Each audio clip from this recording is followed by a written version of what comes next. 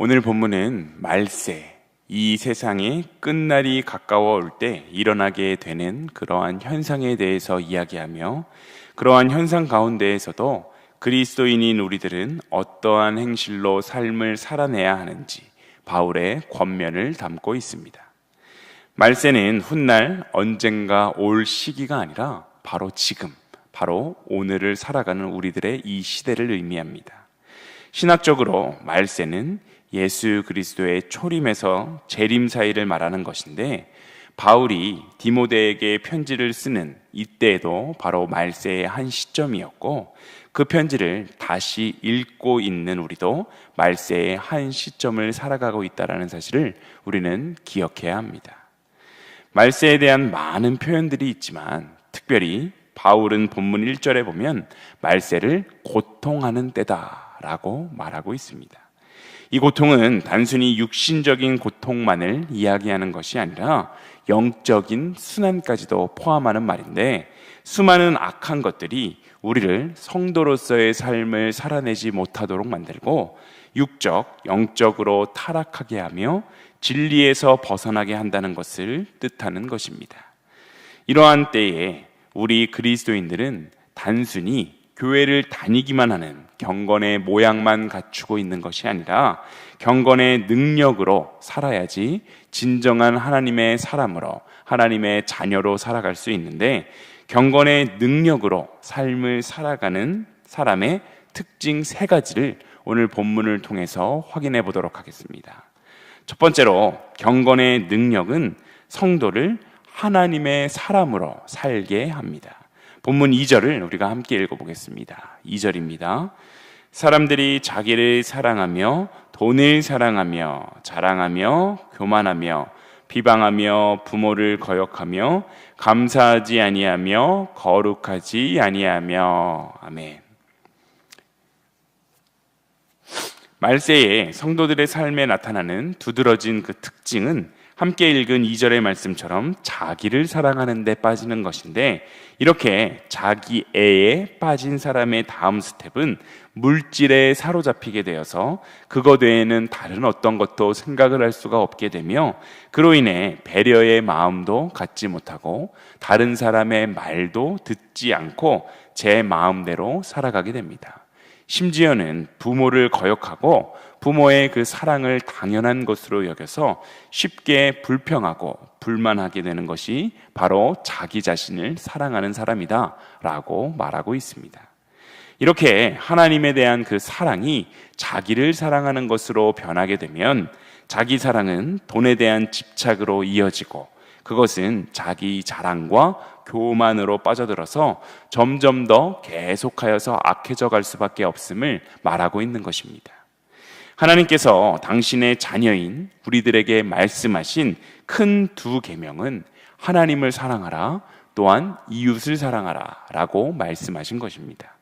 그러나 말세에는 이와 반대로 사람들이 자기 자신을 사랑하고 돈을 사랑하는데, 바로 이러한 삶을 살아내는 사람들이 경건의 모양은 있지만 경건한 삶은 살아내지 못하는 바로 그러한 사람들을 뜻합니다. 경건의 능력은 우리를 하나님의 사랑의 사람으로 그렇게 살 수 있게 해주는데, 하나님을 진심으로 사랑하는 사람은 자기 자신만을 사랑하는 것이 아니라 하나님이 우리에게 주신 큰 2계명, 즉 하나님을 사랑하고 이웃도 사랑할 수 있게 됩니다. 하나님의 진정한 자녀는 하나님의 사랑과 이웃을 사랑하는 그 실천하며 살아가는 사람임을 기억하며 경건의 능력을 회복하기 위해 최선을 다하는 우리 모두가 되었으면 좋겠습니다. 2번째로, 경건의 능력은 성도를 말씀의 사람으로 살게 합니다. 7절을 함께 읽어보겠습니다. 7절입니다. 항상 배우나 끝내 진리의 지식에 이를 수 없느니라. 아멘.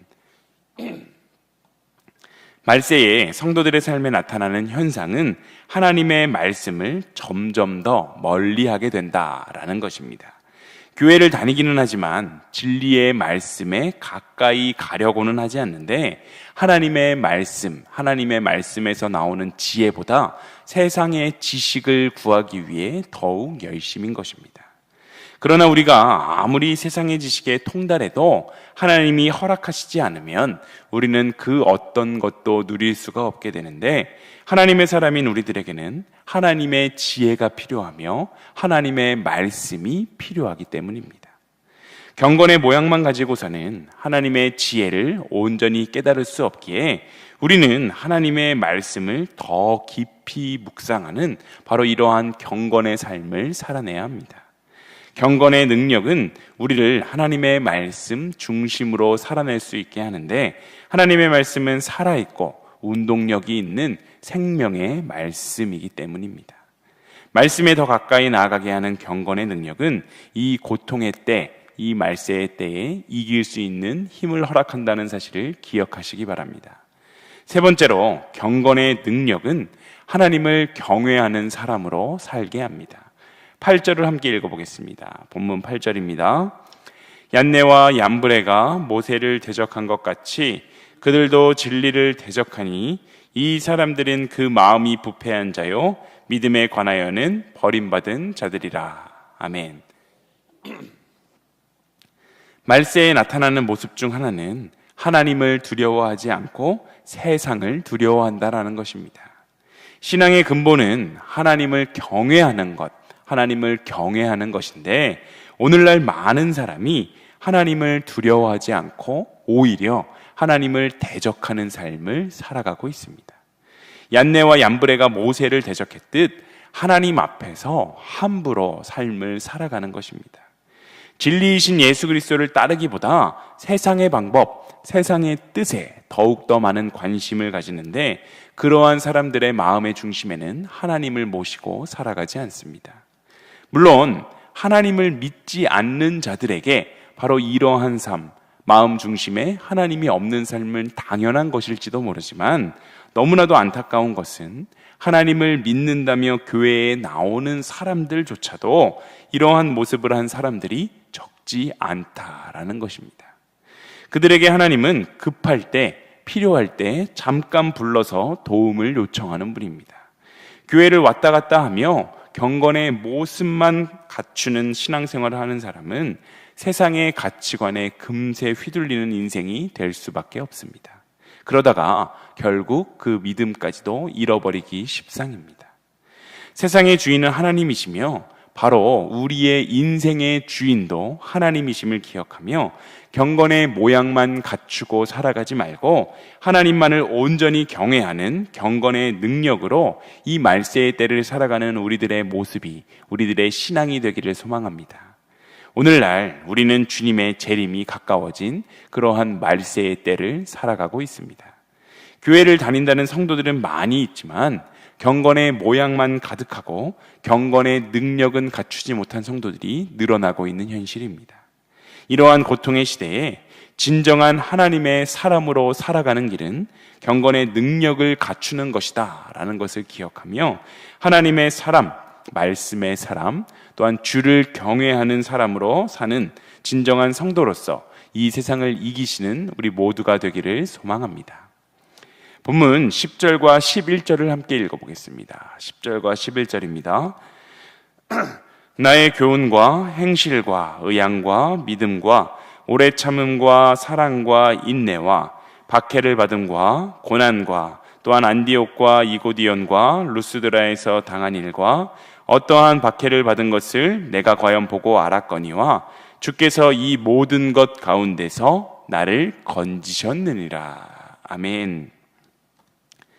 바울은 지금 디모데에게 권면하면서 자신의 짧은 간증을 하고 있는데, 함께 읽은 10절과 11절이 바로 그 간증의 부분입니다. 이것은 바울의 삶과 그의 사역을 요약한 말인데, 오래 참음, 인내, 박해를 받음, 고난, 박해, 이러한 말로 볼 때 그의 인생이 얼마나 어렵고 힘들었는지를 우리는 가늠해 볼 수 있습니다. 그러나 바울이 진짜로 말하고 싶었던 것, 바울이 지금 자신의 인생에 대해서 간증하면서 진짜로 말하고 싶었던 것은 바로 맨 마지막 부분, 주께서 이 모든 것 가운데서 나를 건지셨다라는 이야기를 하고 싶었던 것입니다. 사탄은 바울을 삼키기 위해서 온갖 노력을 다해 그를 괴롭혔음에도 불구하고 하나님은 바울을 그 모든 것에서 건져내셨기에 바울은 자신의 인생이 이렇게도 힘들었지만 그 힘들었다라는 인생을 말하려고 하는 것이 아니라 그 모든 것 가운데에서, 그 힘든 것 가운데에서 결국 하나님은 나를 건져주셨다라는 것에 핵심이 있는 것입니다. 12절의 표현에 의하면 그리스도 예수 안에서 경건하게 살고자 하면 박해를 받는다라고 말하고 있습니다. 사실 예수를 따르는 우리 인생에 박해가 온다는 것, 이 말은 참 우리들의 마음을 어렵게 합니다. 하지만 바울은 두려워하지 않고 진리의 말씀에 따라 경건한 삶을 살아내라 라고 말하고 있는데, 하나님께서 반드시 당신의 자녀들을 그 모든 위험과 환난 가운데에서 건져 주실 것임을 확신했기 때문입니다. 바울은 모든 위기 가운데서 건져 주셨던 그 하나님은 오늘도 동일하게 살아계셔서 우리의 삶에 역사할 것임을 확신하며 우리의 삶에 주님을 믿음으로 인하여 고통과 고난, 어려움의 문제가 찾아온다고 할지라도 그 모든 것들 가운데 주님이 바로 나의 삶을 건져주실 것임을 확신하며 오늘 한날의 삶도 주님 안에서 경건하게 살기 위해서 최선을 다하는 우리의 믿음이 되시기를 소망합니다. 바울이 말한 대로 세상은 점점 더 악하여지고 있습니다. 속고 속기는 악한 자들로 인해서 나날이 이 세상은 어지럽고 어두워지고 있습니다. 이런 때일수록 우리는 더욱 배우고 확신한 일에 거해야 하는데 그것밖에는 우리를 지킬 방법이 없기 때문입니다. 본문 14절을 함께 읽습니다. 14절입니다. 그러나 너는 배우고 확신한 일에 거하라. 너는 내가 누구에게서 배운 것을 알며. 아멘. 배우고 확신한 일에 거하라 라고 말하고 있습니다.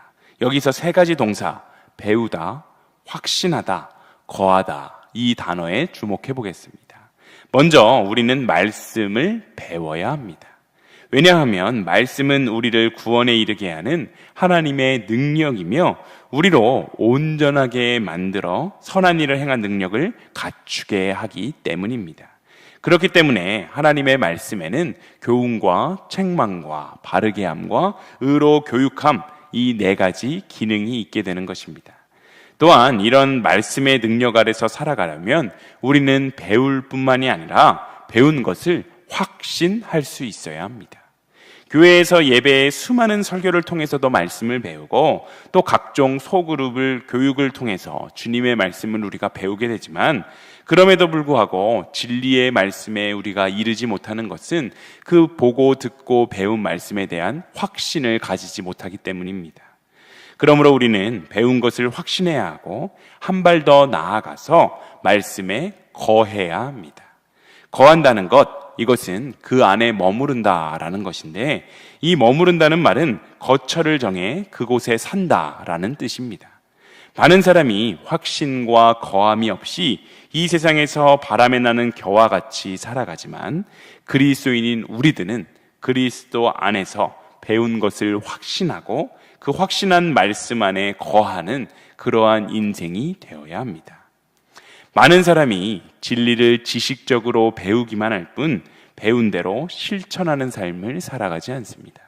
하지만 그리스도인인 우리들은 달라야 합니다.